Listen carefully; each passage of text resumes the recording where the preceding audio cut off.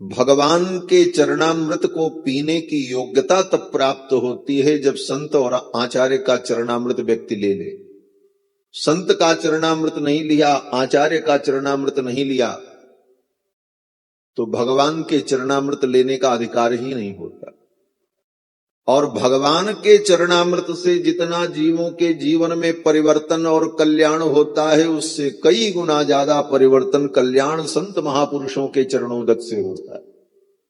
भगवान श्री रामानुजाचार्य जी के जीवन चरित्र में एक कथा है कि सीथ प्रसाद महात्मा भोजन कर लें तो उनका भोग लगा हुआ भोजन कर लेने के बाद जो उच्छिष्ट है बचा हुआ, उस प्रसाद को सीथ प्रसाद कहते।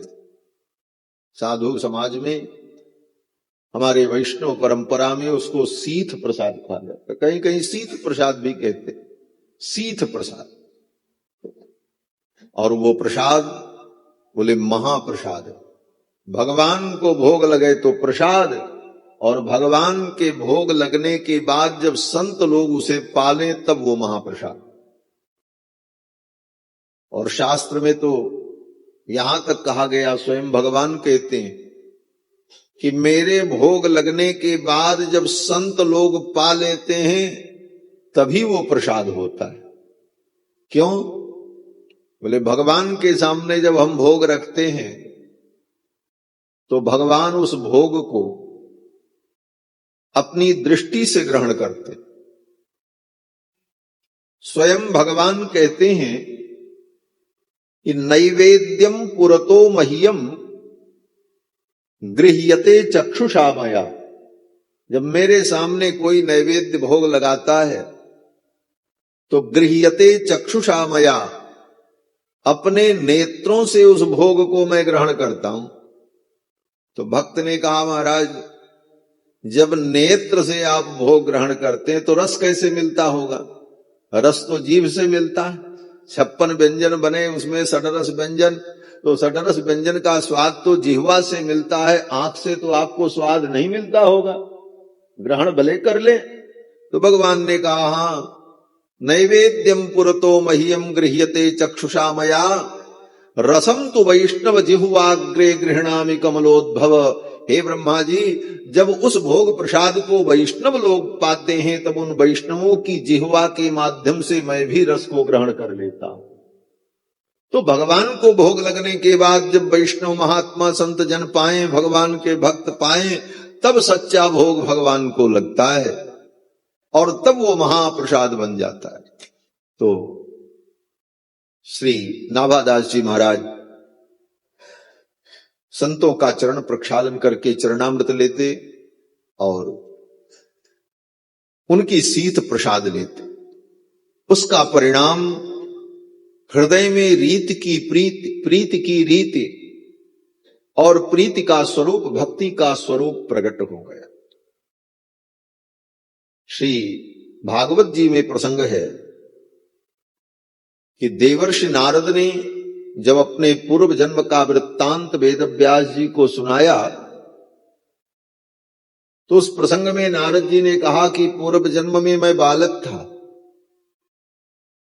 5 वर्ष का, और मेरी मां बर्तन मांजती थी, दासी थी, संतों के घर में सेवा करती थी। जिनके घर में मेरी मां सेवा करती थी उनके यहां संत महात्मा आए।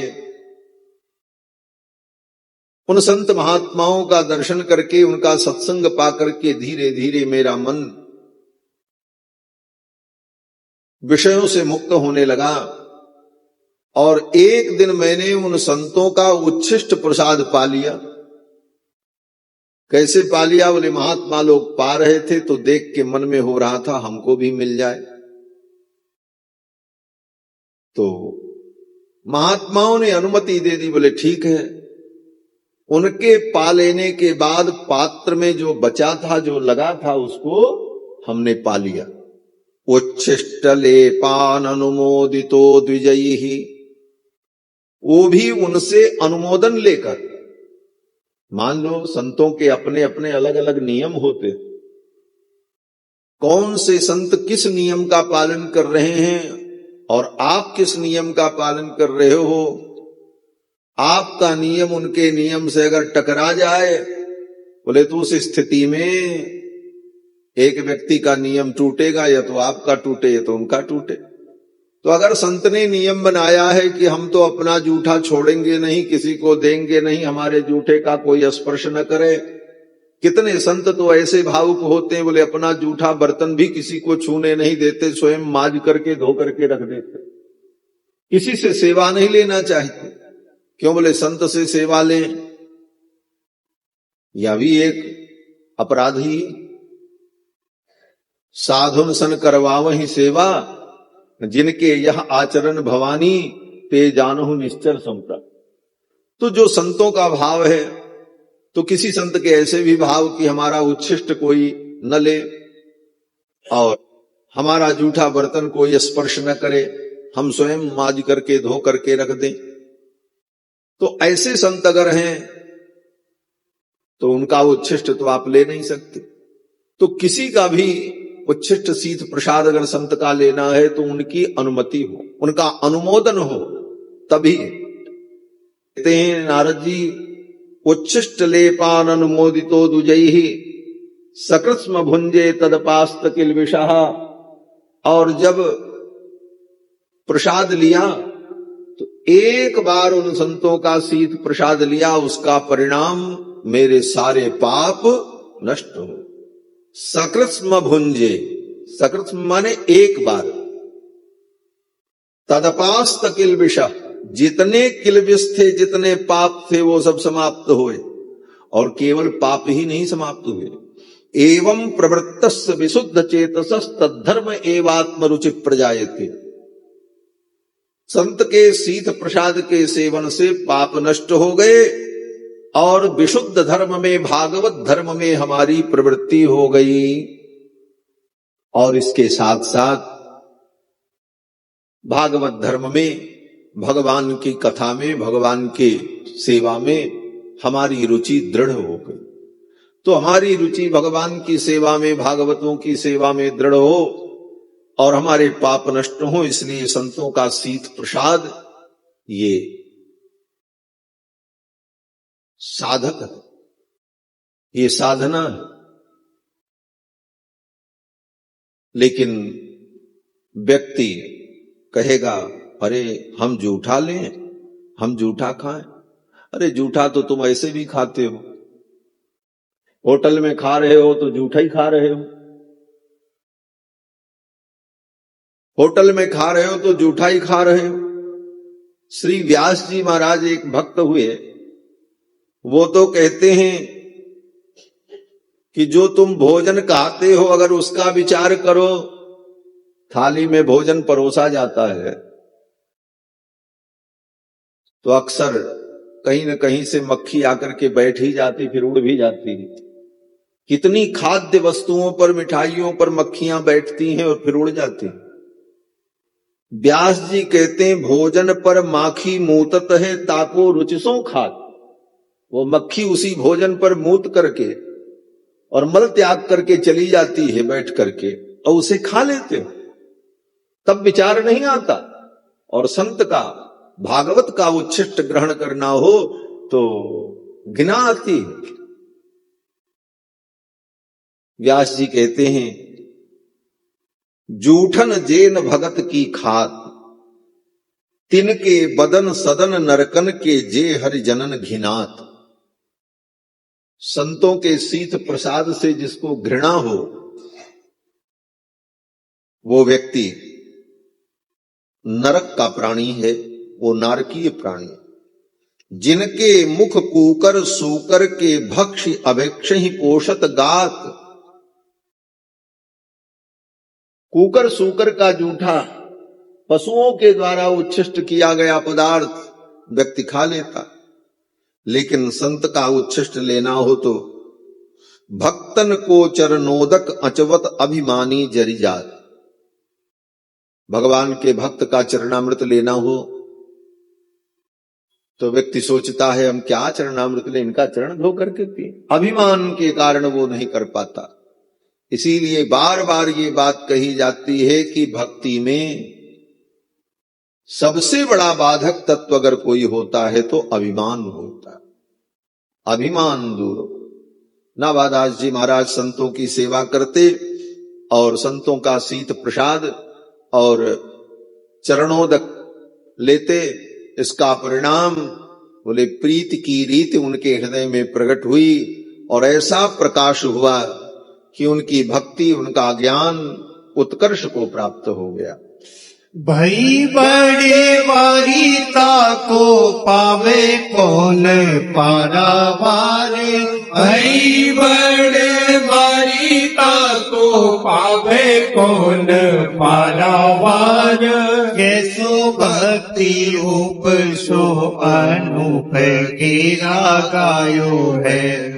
जैसो भक्ति रूप सो अनूप गिरा गायो है।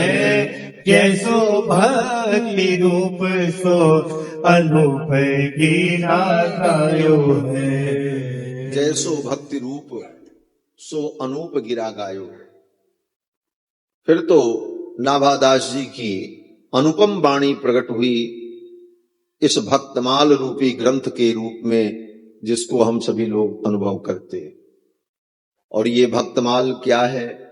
श्री नाभादास जी की वंदना में कहते हैं, बार बार वंदन करूं श्री नाभा आभा अयन।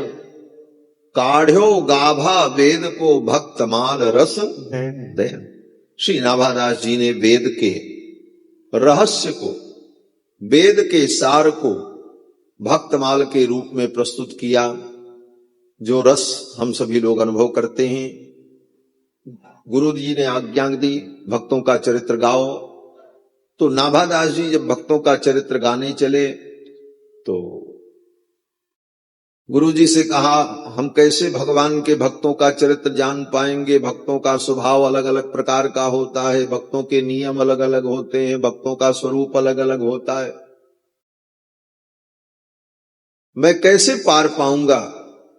तो अग्रदेव जी ने कहा, जिनकी कृपा से तुमने समुद्र में डूबते हुए, तूफान में फंसे हुए जहाज को देख लिया, उसी कृपा से तुमको संतों का भी चरित्र ज्ञात हो जाए। गुरु जी ने आशीर्वाद दे दिया। गुरुदेव का आशीर्वाद मिल जाए तो सब कुछ प्राप्त हो ही जाता। अब तो श्री नाभादास जी महाराज जब भक्तमाल की रचना करने लगे तो वंदना की, और वंदना करने के बाद विचार किया कि जितने भी संत और भक्त हैं वो भगवान के भक्त हैं, और भगवान के अनेक अवतार हैं, भगवान के अनेक रूप हैं, अनेक अवतार हैं, और सभी संत भगवान का भजन करते हैं। कोई राम जी का भजन करता है, कोई कृष्ण भगवान का भजन करता है, कोई नरसिंह भगवान का भजन करता है, कोई हंस भगवान का भजन करता है, कोई हरि का भजन करता है, कोई बद्री नारायण भगवान का भजन करता है। पधारो महाराज। श्री सीता रामचंद्र भगवान की जय। सीता राम राम राम सीता राम राम राम सीता राम राम राम सीता राम राम राम सीता राम राम राम सीता राम राम राम सीता राम राम राम सीता राम राम राम सीता राम राम राम सीता राम राम राम सीता राम राम राम सीता राम राम राम सीता राम राम राम सीता राम राम राम सीता राम राम राम सीता राम राम राम राजा राम राम राम राजा राम राम राम राजा राम राम राम राजा राम राम राम राजा राम राम राम राजा राम राम राम राजा राम राम राम राजा राम राम राम श्री सीता सीता रामचंद्र भगवान की जय। हमारी अयोध्या के 13 भाई त्यागी खाक चौक के पूज्य महाराज श्री पधारे, आपका स्वागत अभिनंदन। मैं निवेदन कर रहा था कि श्री नाभादास जी ने विचार किया, सभी भक्त भगवान के ही होते और किसी न किसी भगवान के स्वरूप का भजन करते हैं, उपासना करते हैं। तो सबसे पहले तो मैं भगवान के सभी स्वरूपों का वंदन करूं और भगवान के सभी स्वरूप मेरे हृदय में आ जाएं। जब आराध्य आ जाएंगे तो उनके भक्तों का भी आगमन हमारे हृदय में, उनका चरित्र और उनका स्वरूप हमारे हृदय में प्रकट होगा। इस भाव से भगवान के 24 अवतार का स्मरण किया श्री नाभादास जी महाराज ने। जैसे गाय, बोले गाय कहां जाती है? बोले जहां बछड़ा होता है। तो और जहां गाय रहती है वहां बछड़ा चला जाता है। तो भगवान जब अपने भक्तों के पीछे दौड़ते हैं तो गऊ के समान, जैसे बछड़ा जहां हो वहां गाय जाती, और बछड़े भी जब खुलते हैं तो मां के पास ही जाते हैं। तो भगवान के स्वरूप का स्मरण किया कि भगवान के स्वरूप का स्मरण करेंगे तो भगवान के जो भक्त हैं, विविध अवतार के उपासक, उनका चरित्र हमारे हृदय में प्रकाशित हो जाएगा। 24 रूप लीला रुचिर श्री अग्रदास और पद धरो। 24 रूप लीला रुचिर श्री अग्रदास और पद धरो। जय जय मीन बराह कमट नर हरि बलि बावन। जय जय मीन बराह कमठ नर हरि बल पावन। परशुराम रघुबीर कृष्ण कीरति जग पावन। परशुराम रघुवीर कृष्ण कीरति जग पावन। बुद्ध कल के अरु व्यास प्रतु हरि हनुमन्वंतर। बुद्ध कल के अरु व्यास प्रतु हरि हनुमन्वंतर। यज्ञ ऋषभ हयग्रीव ध्रुव वर धन्वंतर। यज्ञ ऋषभ हयग्रीव ध्रुव वर धन्वंतर। पत्रीपति दत्त कपिल देव तनिकादिक करुणा करो। पत्रीपति दत्त कपिल देव सनिकादिक करुणा करो। 24 रूप लीला रुचिर श्री अग्रदास और पद धरो। 24 रूप लीला रुचिर श्री अग्रदास और पद धरो। श्री अग्रदास और पद धरो। श्री अग्रदास और पद धरो। भगवान के 24 रूप का स्मरण किया। जय जय मीन बराह कमठ नरहरि बलि बामन। मत्स्यावतार, बराह अवतार, कूर्म अवतार और सभी अवतारों का स्मरण करते हुए कहते हैं 24 रूप लीला रुचिर श्री अग्रदास और पद धरो। ये भगवान के 24 स्वरूप हमारे हृदय में प्रकट हों और साथ में श्री गुरुदेव भगवान अग्रदेवदास जी महाराज भी हमारे हृदय में आ जाए। भगवान के इन स्वरूपों के सहित गुरुदेव का स्वरूप श्री गुरुदेव भगवान भी हमारे हृदय में विराजे। ये प्रार्थना मूल 56 छंद में की। आगे श्री प्रियादास जी महाराज इस 56 छंद के 2-3 महत्वपूर्ण बातों को एक कवित्व में कहते। नाभादास जी ने तो स्तुति कर ली, जय जय मीन बराह कमठ नर हरि बलि बामन, सभी रूपों का एक साथ वंदन कर लिया। अब उनका भाव क्या है प्रियादास जी स्पष्ट करते। प्रियादास जी कहते हैं भगवान का कोई भी रूप हो, चाहे वो मत्स्यावतार, चाहे कच्छपावतार, चाहे रामावतार, वे सभी अवतार सुख के सागर हैं और सभी अवतार अनंत हैं और उनका कोई पारावार पा नहीं सकता, क्योंकि भगवान ही तो है। अब ये बात अलग है कि ज्ञान न होने के कारण किसी को कोई छोटा बताए, किसी को कोई बड़ा बताए। वस्तुतः तो भगवान भगवान ही है, भगवान दो होते नहीं।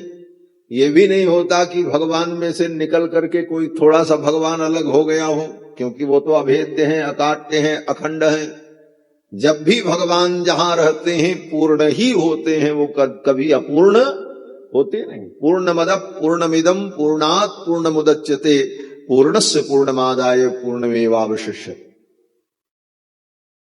तो भगवान के जितने रूप हैं सभी सुख सागर हैं, सुख निधान, सभी सच्चिदानंद हैं। सुख सागर का मतलब सच्चिदानंद। और सभी स्वरूप चाहे मीन बराह कमट कुछ भी हो, उन सब का चरित्र अनंत है और उनका कोई पारावार नहीं। और उनके चरित्र का जो गान करे, किसी भी अवतार की लीला का वर्णन करे, गान करे, तो जीवन का उद्धार होगा। ये भक्तमाल का दृष्टिकोण है। केवल राम कथा सुने तभी कल्याण होगा, केवल कृष्ण कथा सुने तभी कल्याण होगा, नहीं। बोले मत्स्यावतार, कच्छपावतार, वराह अवतार, कोई भी कथा सुनोगी, सब कथाएं कल्याण करेंगी।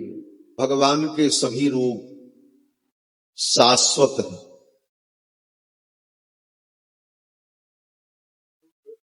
शाश्वत का मतलब नित्य है।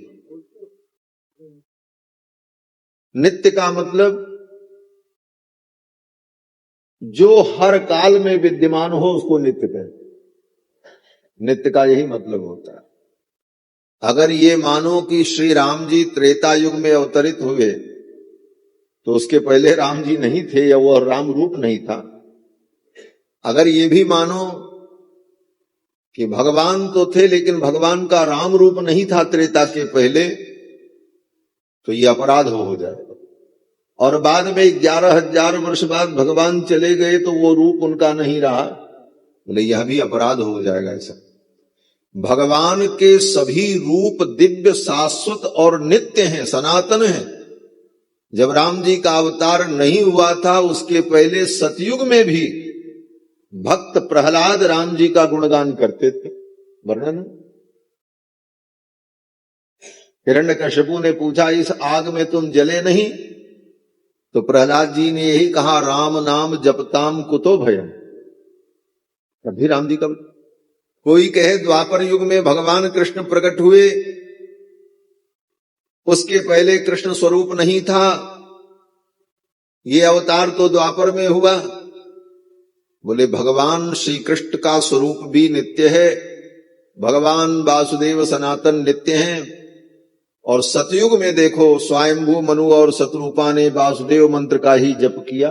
12 अक्षर मंत्र पुनि जपहि सहित अनुराग, वासुदेव पद पंकरु दंपति मन अतिलाग।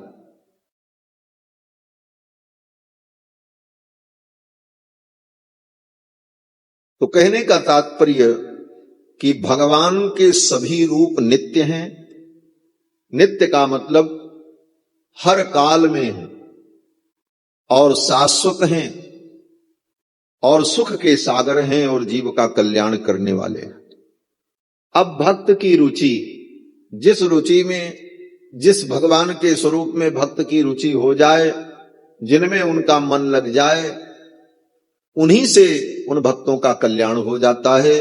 उसी स्वरूप के चिंतन ध्यान से उनका कल्याण हो जाता है। जाही रूप माझे मन लागे, जाको पागे तही। जाही रूप माझे मन लागे, जाको पागे तही। जागे ये भाव वही पावे कौन पार कौन। जागे ही भाव वही पावे कौन पार कौन। जागे ही ये भाव वही पावे कौन पार को। भगवान के जिस स्वरूप में मन लग जाए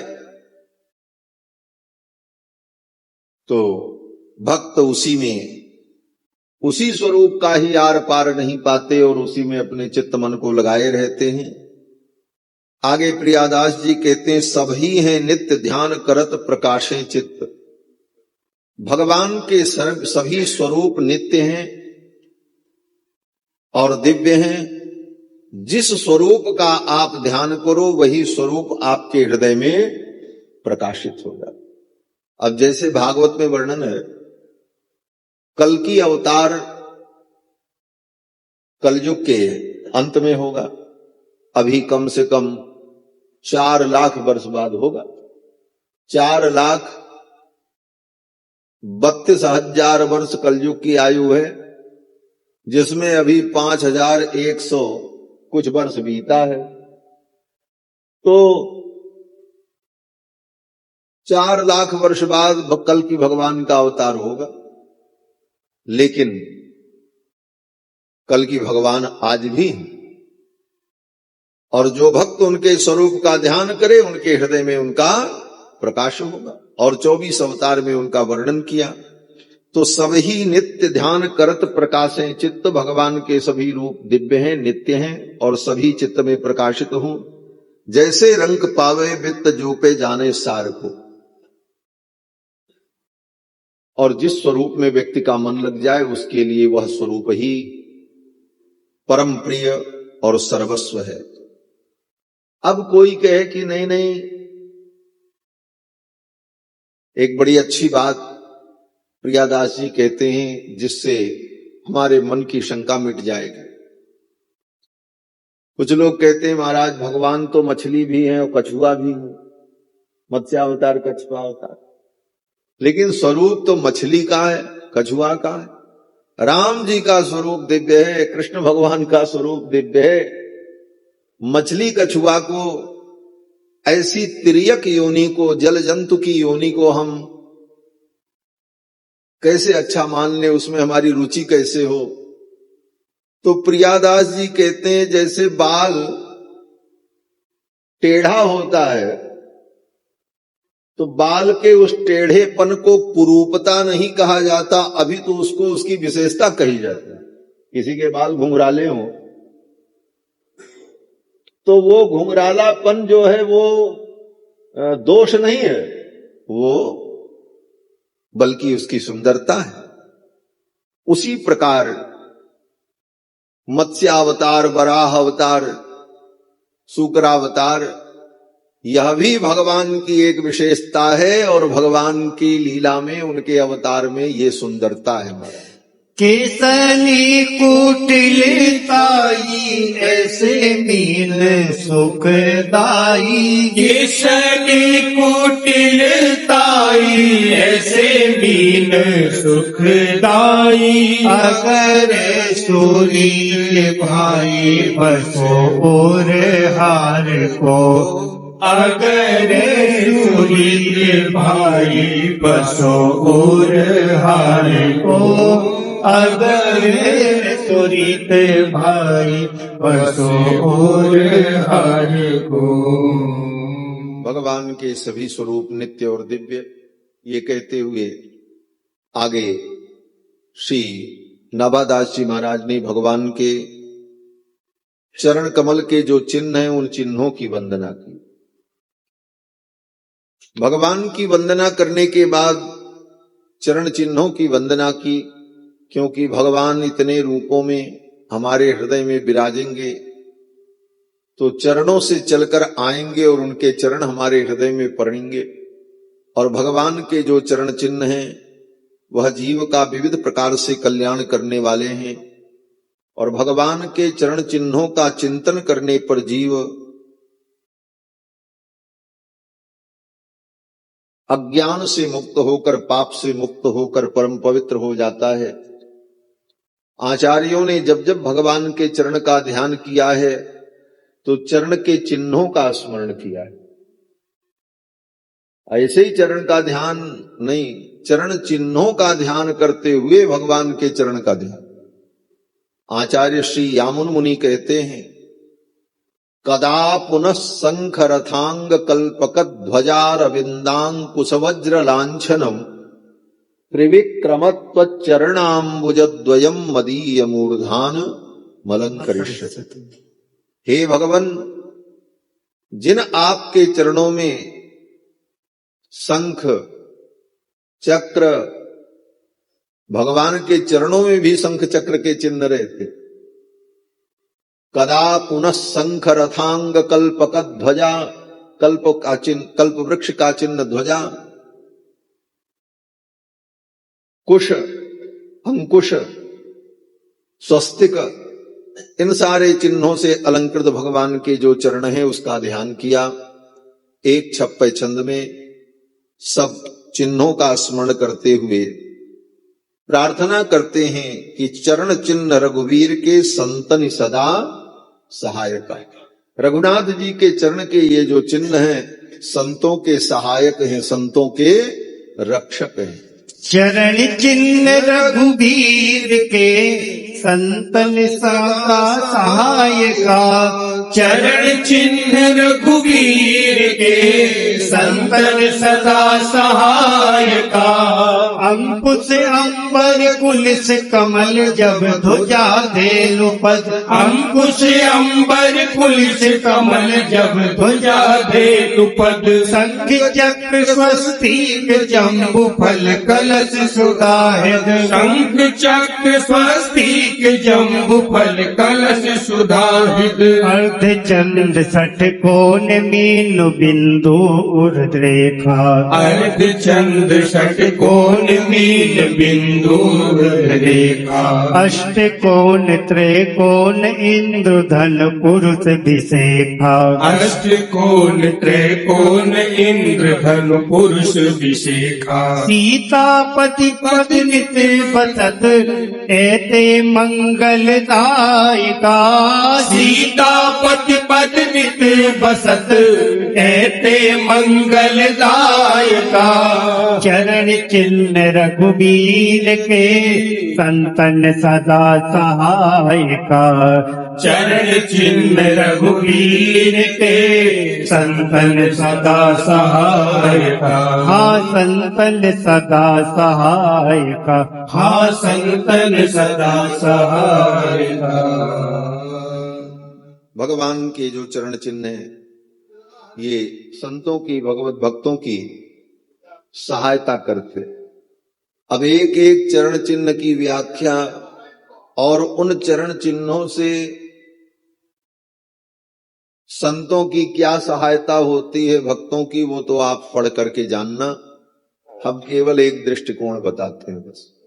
प्रियादास जी कवित्त में कहते हैं कि एक चिन्ह का वर्णन सुन लो। ऐसे तो सब चिन्हों का वर्णन किया, लेकिन हम इतना ही कहेंगे क्योंकि समय, बहुत सारी बातें, आज तो धीरे धीरे 5 दिन बीत ही गए। कहते जैसे भगवान के चरण में चिन्ह है अंकुश का चिन्ह, शंख रथांग कल्पक ध्वजार विंदांकुश वज्र लांछन, अंकुश का चिन्ह। अंकुश लोहे का बना हुआ होता है, उसमें एक ऊपर नोक निकली रहती है और आगे एक हिस्सा ऐसे टेढ़ा नुकीला होता है। उसी अंकुश से महावत हाथी को अपने वश में करता है। हाथी इधर उधर करने लग जाए तो उसके कान में वो फंसा देता है टेढ़ा वाला, और अंकुश का आगे की नोक उसके मस्तक में जहां छुई तहां वो जान जाता है कि ये मेरे खोपड़ी पर अंकुश लग गया, तुरंत वो स्थिर हो जाता है। तो अंकुश के द्वारा जैसे मत्त गजराज को वश में किया जाता है, प्रियादास जी कहते हैं ये मन ही मतंग है। भक्तों का मन जो मतंग मत वाला हाथी बनकर के मन माना कर रहा है, ऐसे भक्तों के मन रूपी मतंग को बस करने के लिए ठाकुर जी के चरणों में अंकुश का चिन्ह है। मन ही मतंग मत वारो हाथ आवे नाही। मन ही मतंग मत वारो हाथ आवे नाही। के लिए अंकुश ले ध्यारो ही ध्याइए। ताके लिए अंकुश ले ध्यायो ही ध्याइए। ताके लिए अंकुश ले ध्यारो ही ध्याइए। भगवान के चरण चिन्हों का स्मरण किया और फिर आगे जो सतयुग त्रेता द्वापर में भक्त हुए उन सब भक्तों का स्मरण किया है। उनका स्मरण और उनका परिचय बहुत संक्षिप्त है भक्तमाल जी में। कारण बोले उनका परिचय, उनकी कथा पुराणों में भरी पड़ी है। 18 पुराणों में सब ऋषि मुनियों की कथा है। तो उनका केवल स्मरण मात्र, उनके 1-2 चरित्र का संकेत मात्र ग्रंथ में करते हैं, क्योंकि उनका चरित्र तो सुनने के लिए पुराणों में प्राप्त ही हो जाता है। भक्तमाल जी के वर्णन का मुख्य उद्देश्य श्री नाभादास जी का ये है कि जो इस कलयुग में और विशेष करके उस काल तक, पौराणिक काल के बाद, पुराणों के लेखन के बाद जो महापुरुष भक्त हुए, उनके चरित्र को लिपिबद्ध करके उनका समाज में प्रसार और विस्तार, और पूर्व के जो भक्त हुए उन भक्तों का भी स्मरण किया। उन भक्तों का चरित्र पुराणों में खूब हम आप सुनते हैं। भक्त प्रहलाद का चरित्र, ध्रुव का चरित्र, रणतिदेव का चरित्र, कुंती का चरित्र, भीष्म पितामह का चरित्र, ब्रह्मा जी का चरित्र, शंकर जी का चरित्र, ये सब भक्त ही हैं। स्वयंभू नारद शंभु कुमारक कपिलो मनु प्रहलादो जनको भीष्मो बलिर्वैयासिकिर भयम, ये सब महाभागवत प्रहलाद, नारद, पराशर, पुंडरीक, व्यासांबरीश, सुक, सौनक, ये सब भगवान के जो भक्त हैं त्रेता द्वापर और सतयुग के, उन सब का स्मरण तो पुराणों में पर्याप्त है। नाभादास जी ने उनका नाम मात्र स्मरण किया और उनके चरणों में प्रणाम किया। आगे इसी क्रम में 7 द्वीप के भक्तों का स्मरण किया और जो भक्त हो गए जो हैं उनका स्मरण किया, और इसी क्रम में भक्तों के अलग अलग प्रकार का भी चिंतन किया। जो भगवान के प्रीति रखते हैं उसमें भी कई प्रकार के भक्त हैं। कोई भगवान के प्रसाद से प्रीति रखता है, कोई भगवान की कथा से प्रीति करता है, कोई भगवान की सेवा में प्रीति रखता है, ये सब भक्त ही। तो अलग अलग प्रकार से जो भक्ति का स्वरूप है और भक्तों की भावना है, उन भक्तों का भी अलग अलग स्मरण किया श्री नाभादास जी ने। प्रसाद निष्ठ भक्तों का स्मरण किया। 15वें 26 छंद में हरि प्रसाद रस स्वाद के भक्त इते परमान, भगवान के वो भक्त जो भगवान के प्रसाद में रस का आस्वादन करते हैं, प्रसाद में उनकी विशेष निष्ठा है। उन प्रसाद निष्ठा वाले भक्तों में सबसे पहले भगवान शंकर का नाम लिया महाराज। हरि प्रसाद रस स्वाद के भक्त इते परमाने। हरि प्रसाद रस स्वाद के भक्त इते परमान। शंकर सुख सनकादि कपिल नारद हनुमाना। शंकर सुख सनकादि कपिल नारद हनुमाना। विश्वक सेन प्रहलाद बलिर भीषम जग जाना। विश्वक सेन प्रहलाद भीषम जग जाना। अर्जुन ध्रुव ध्रुव अम्बरीश विभीषण महिमा भारी। अर्जुन ध्रुव अम्बरीश विभीषण महिमा भारी। अनुरागी अक्रूर सदा उद्धव अधिकारी। अनुरागी अक्रूर सदा उद्धव अधिकारी। भगवंत भक्ति अवशिष्ट की तीतर कहत सुजाने। भगवन भक्ति अवशिष्ट की तीरथ कहत सुजान। हरि भक्ति रस प्रसाद के भक्त इते परमान।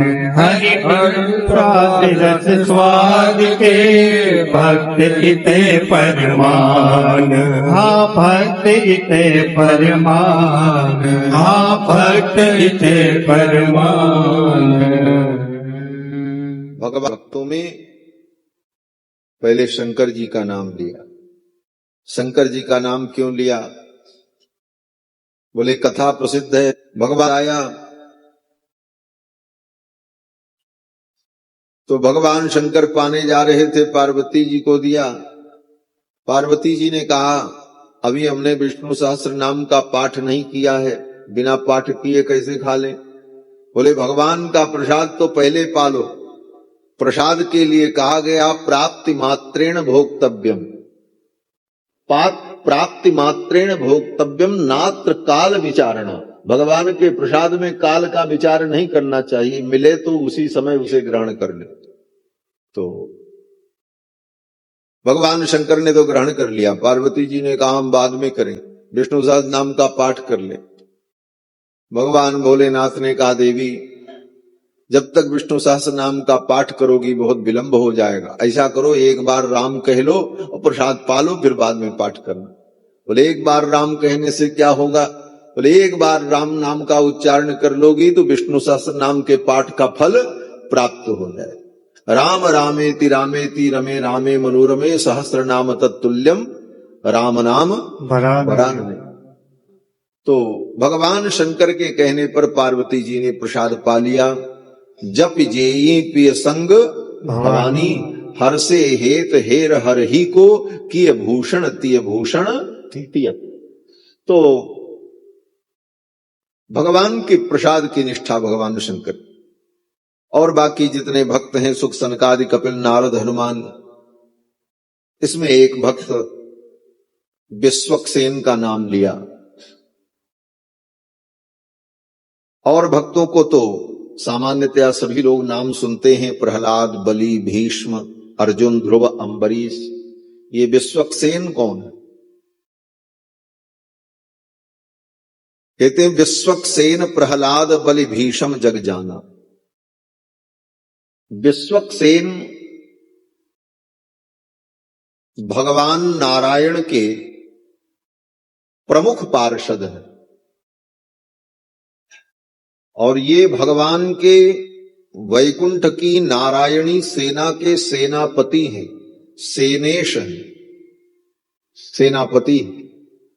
और भगवान के प्रमुख पार्षदों में इनकी गणना है।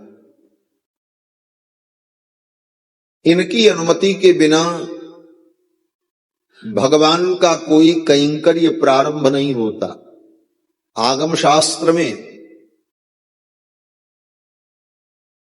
वर्णन है कि भगवान अगर उत्सव में रथ पर बैठ करके निकले तो उसके पहले विश्वक्सेन जी पालकी में बैठ करके निकलते हैं और जिस रास्ते से भगवान को जाना है उस रास्ते से विश्वक्सेन जी की पालकी घूम जाए तब भगवान पीछे से आए। जैसे प्रधानमंत्री को आना हो तो पहले बड़े अधिकारी निरीक्षण करके चले आवे और सब मामला क्लियर है, कहीं कुछ गड़बड़ नहीं है, तब भगवान पधारे। उसी प्रकार विश्वक्सेन जी भगवान के प्रमुख पार्षद हैं और इस सेवा कैंकर्य का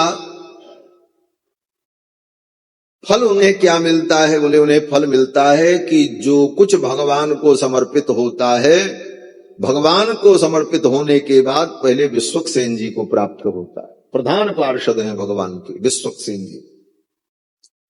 और विश्वक्सेन जी सूत्रवती उनकी पत्नी है और विश्वक्सेन जी अपने हाथ में एक वेत्र लिए रहते हैं। अपने उस वेत्र के स्पंदन से ही अनंत अनंत ब्रह्मांड को संचालित करते रहते।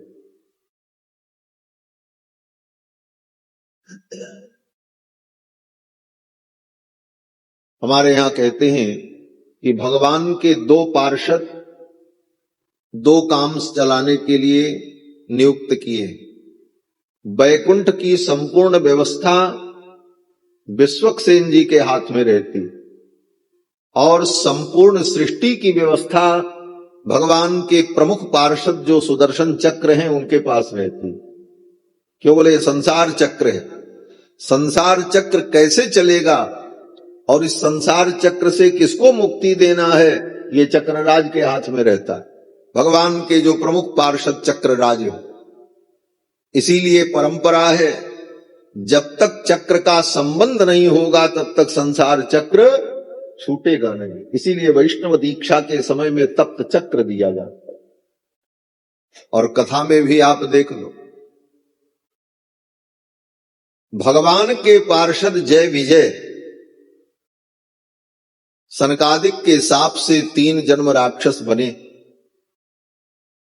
विप्रशाप ते दूनो भाई, तामस असुर देह तिन पाई। भगवान ने उनको मारा लेकिन उनको मुक्ति नहीं मिली। क्यों? बोले शाप था। भगवान के मारने पर भी कोई शाप ताप किसी को मुक्त होने से रोक दे तो फिर भगवान ही किस बात के हुए? प्रश्न तो ये है? भगवान तो भगवान है।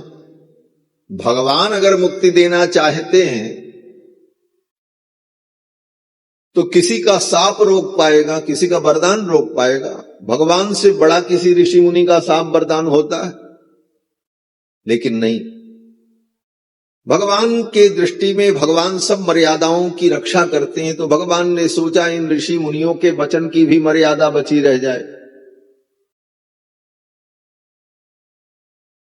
इसलिए हिरण्याक्ष को भगवान ने अपनी गदा से मारा, लेकिन मरने के बाद वो मुक्त नहीं हुआ। भगवान ने मारा। हिरण्यकश्यपु को भगवान ने अपने नख से विदीर्ण किया, मुक्ति नहीं मिले। फिर वो रावण कुंभकर्ण बने तो राम जी ने अपने धनुष बाण से मारा, फिर भी न रावण मुक्त हुआ न कुंभकर्ण मुक्त हुआ, क्योंकि 3 जन्म होना भी था। और जब तीसरे जन्म में शिशुपाल और दंतवक्र बना तब भगवान ने कहा इनका 3 जन्म भी पूरा हो गया है, अब इनको मुक्ति भी मिलनी चाहिए, और बिना चक्र संबंध के मुक्ति होगी नहीं। इसलिए कृष्णावतार में भगवान ने अपने चक्र से शिशुपाल और दंतवक्र का वध किया, और चक्र संबंध होते ही 3 जन्म से जो शाप में भटक रहे थे वे मुक्त होकर के चले गए। तो संसार की व्यवस्था भगवान के चक्र के अधीन है, और वैकुंठ की व्यवस्था विश्वक्सेन जी के अधीन रहती है। ये 2 पार्षद भगवान के प्रमुख, विश्वक्सेन और चक्रराज। ये संपूर्ण सृष्टि जो है इसको लीला विभूति कहते हैं। ये भगवान की लीला विभूति है। ये लीला के लिए भगवान ने रचा है। अनंत अनंत ब्रह्मांड, इसी में अपना सब लीला भगवान करते रहते हैं। किसी को कुछ बना देते हैं, किसी को कुछ बना देते हैं, किसी को बिगाड़ते हैं, बनाते हैं, खेलते हैं, स्वयं आते हैं। तो ये संपूर्ण सृष्टि भगवान की लीला विभूति है। और वैकुंठ, बोले वैकुंठ भगवान की नित्य विभूति है। निज उनका आवास है अपने निजानंद के लिए। तो वहां की व्यवस्था विश्वक्सेन जी के हाथ में और यहां की व्यवस्था सुदर्शन जी के हाथ में। और अपनी दोनों विभूतियों का भार भगवान अपने 2 सेवकों पर छोड़कर निश्चिंत होकर के क्षीर सागर में वैकुंठ में शयन करते। इतना बड़ा काम जिसके जिम्मे है वो इतना निश्चिंत होकर के सोएगा।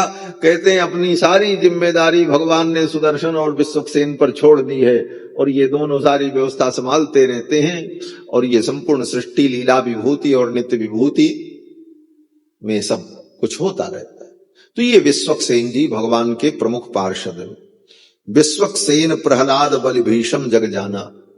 और नियम भी है, सवेरे भगवान का कैंकर्य करने के लिए मंदिर में जब जाए तो रात्रि का जो चढ़ा हुआ फूल है और तुलसी है भगवान के सन्निकट, उस तुलसी फूल को पहले हटाए और तब फिर भगवान के स्थल को वहां पर सब कुछ व्यवस्थित करे, तब सेवा शुरू करे। तो जो फूल तुलसी भगवान के पास रात्रि में शयन के समय रहती है, उस फूल और तुलसी को प्रातः काल उठाकर सबसे पहले विश्वक्सेन भगवान को ही समर्पित किया जाता है। भगवान के पार्षद को उनको समर्पण हो जाए तब सेवा आपकी निर्विघ्न हो जाए। विश्वक्सेन भगवान समस्त प्रकार के विघ्न को दूर करने वाले हैं। और गजानन इत्यादि जिन्हें हम गणपति कहते हैं, ये सब उनके पार्षद हैं। ये सब आगम शास्त्र में वर्णन है। तो प्रसंगवश मैंने कहा, क्योंकि विश्वक्सेन जी के स्वरूप से बहुत से लोग परिचित नहीं। बाकी जो स्वरूप है बलि भीषम, अर्जुन, ध्रुव, अम्बरीश, विभीषण, इन सब का वर्णन पुराणों में सर्वत्र प्राप्त है, आप सभी लोग श्रवण करते हैं। इसी प्रकार से सब ऋषि मुनियों का वर्णन करते हुए 18 पुराण का भी स्मरण किया श्री नाभादास जी ने। ये 18 पुराण भी भगवान के भक्त हैं। इसीलिए भक्तमाल जी की छावनी में 18 पुराण का पाठ महाराज जी करा रहे हैं। ये पुराण भी तो भगवान के भक्त हैं। इन पुराणों की भी अपनी सत्ता है, देव रूप है।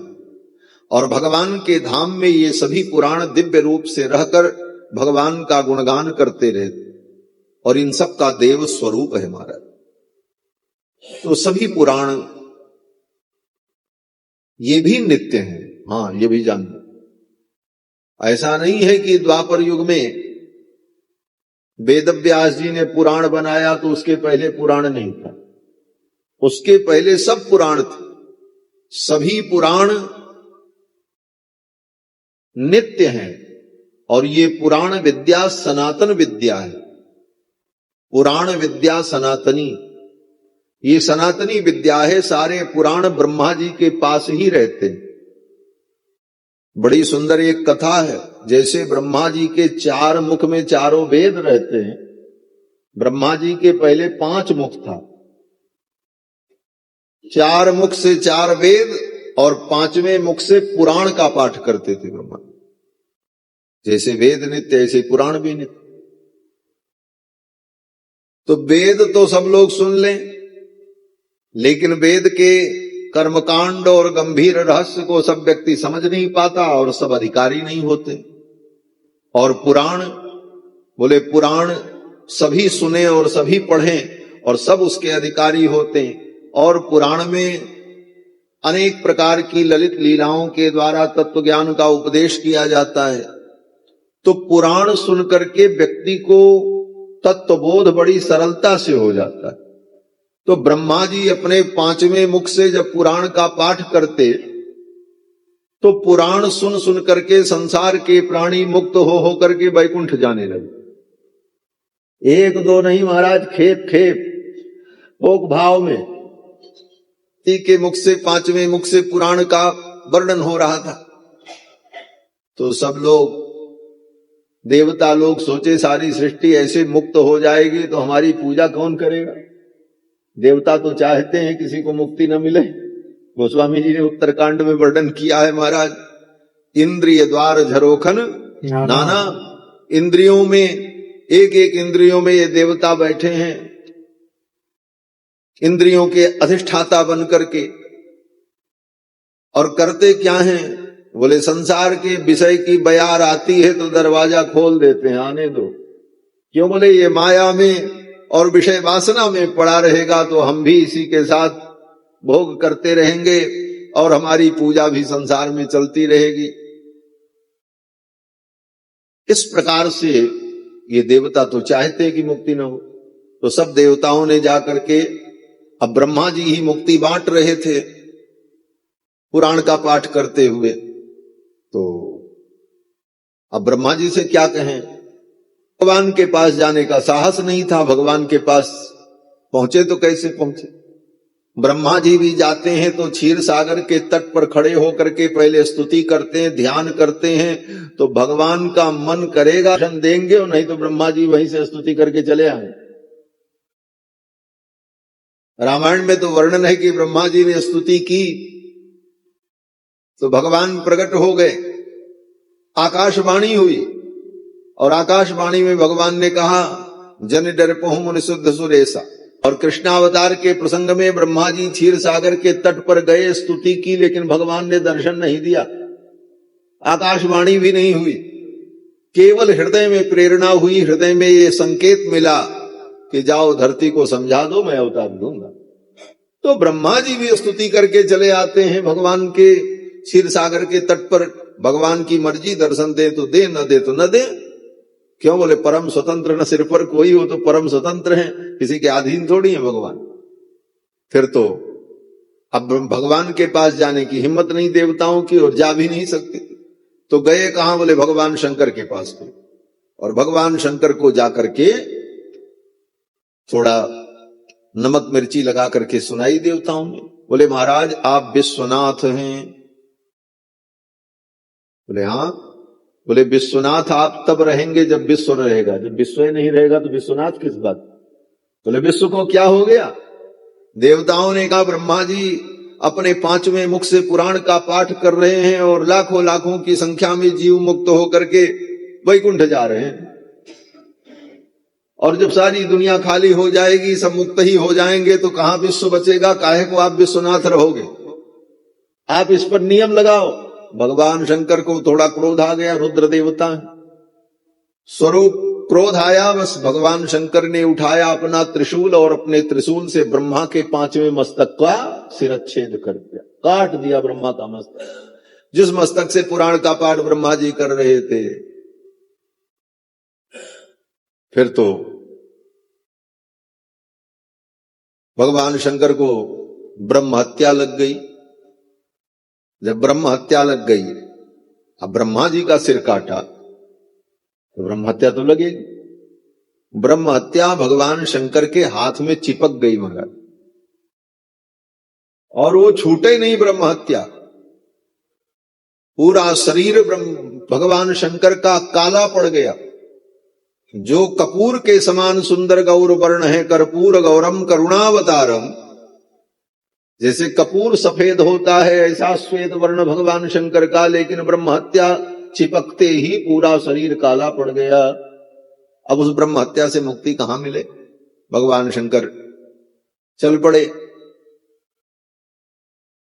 उस ब्रह्म हत्या को छुड़ाने के लिए, और कहीं भी जाए तो वो ब्रह्म हत्या न छूटे महाराज, वो लिपटी रही ब्रह्म हत्या। अंत में भगवान की शरण में आने पर ही उनकी ब्रह्म हत्या छूटी।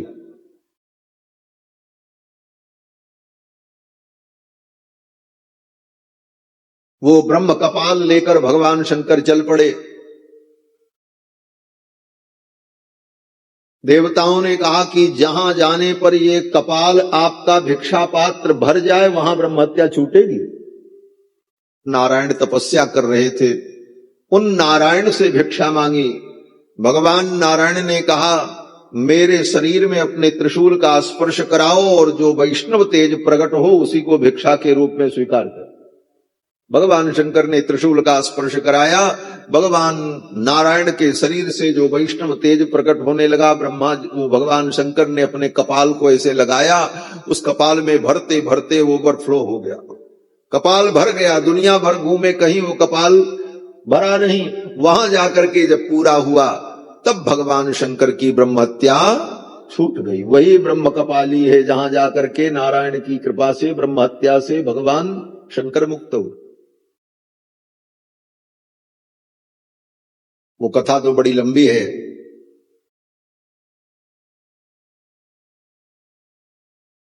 जब वो कपाल से ब्रह्म तेज अधिक मात्रा में प्रकट होने लगा तो भगवान शंकर ने सोचा इस तेज को मैं अपने नेत्रों की दृष्टि से सुखा दो।